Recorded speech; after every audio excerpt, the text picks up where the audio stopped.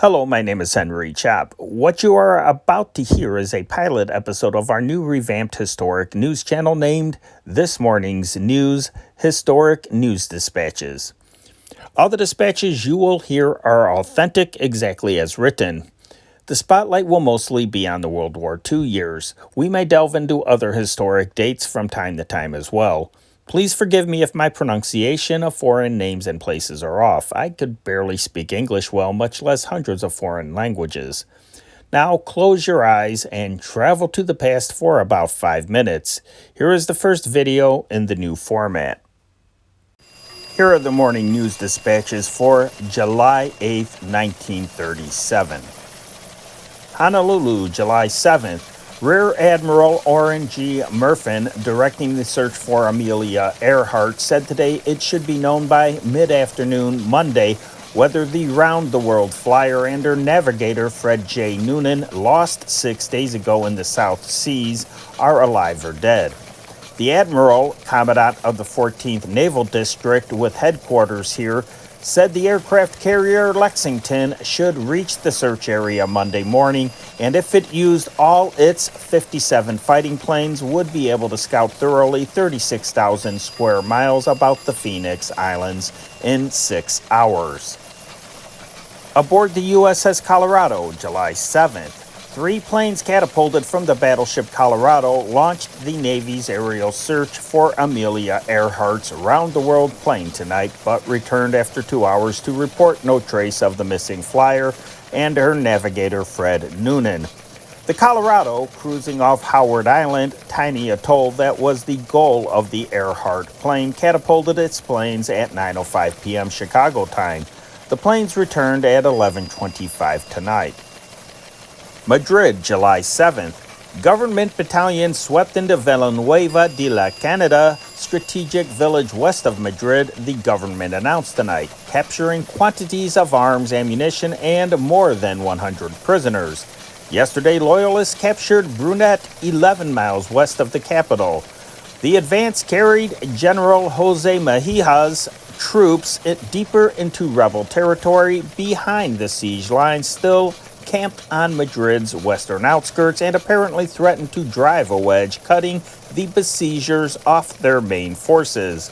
Both government and rebel reports confirmed the fact that a battle had been underway for 2 days.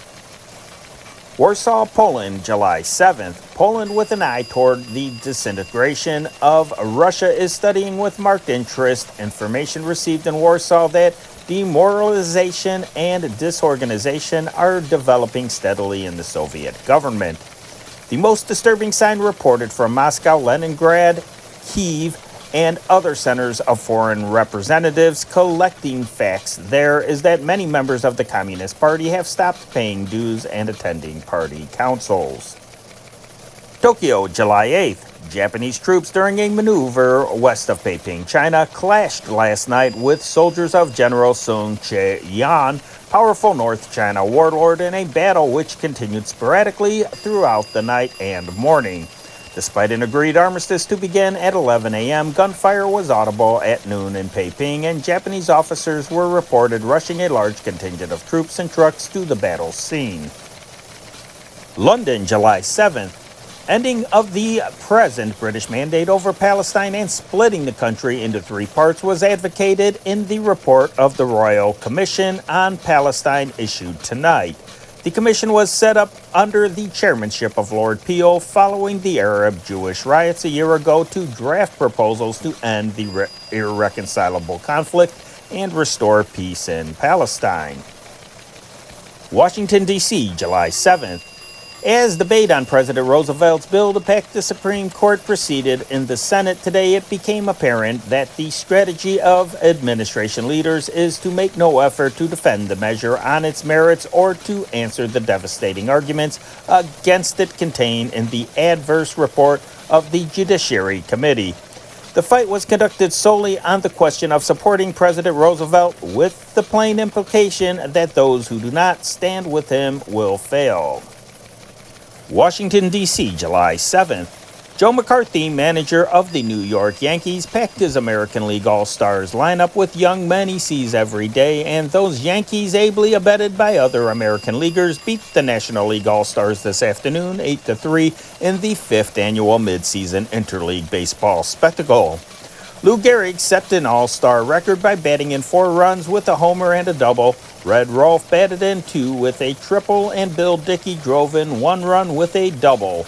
Rolfe and Dickey scored 2 runs, and Joe DiMaggio 1. And that is your morning news for July 7th, 1937. This is Henry Chop reporting.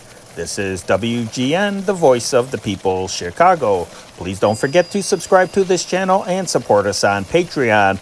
A link is in the comments section to this video. Have a swell day.